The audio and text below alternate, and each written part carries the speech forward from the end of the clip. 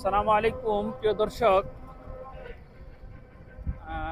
সামনে জাতীয় নির্বাচন নিয়ে জামাত বিএনপির মধ্যে এখন হাড্ডাহাড্ডি লড়াই চলছে। নির্বাচনের আমেজ বয়ে যাচ্ছে। সেই প্রেক্ষিতে সাধারণ মানুষ কাকে ভোট দিবে, সাধারণ মানুষ কাকে ক্ষমতায় দেখতে চায়, বিএনপিকে না জামাতকে? এই জন্য আমি আজকে সাধারণ মানুষের সাথে কথা বলবো। আসলে তারা কাকে ভোট দিতে চায়। যাও, সামনে যাও। মামা যান, তুমি ঘুরে যাও।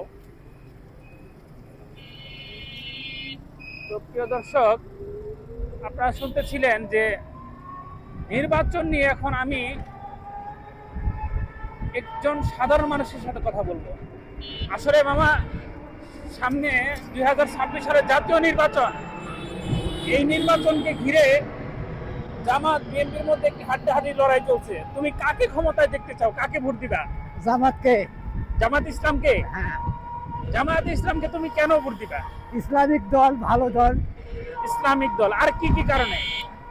না, তাদের তোমার আচার মতো করে ব্যবহার, বলো, মানে তুমি তোমার ভাষায় তোমার মতো করে তোমার যেটা ভালো লাগে ওটা বলো, মন্তব্য করো। ভালো মন্দ আচার খারাপ। ব্যবহার ওদের ভালো, আর ক্ষমতায় না আসতে বিএনপির যে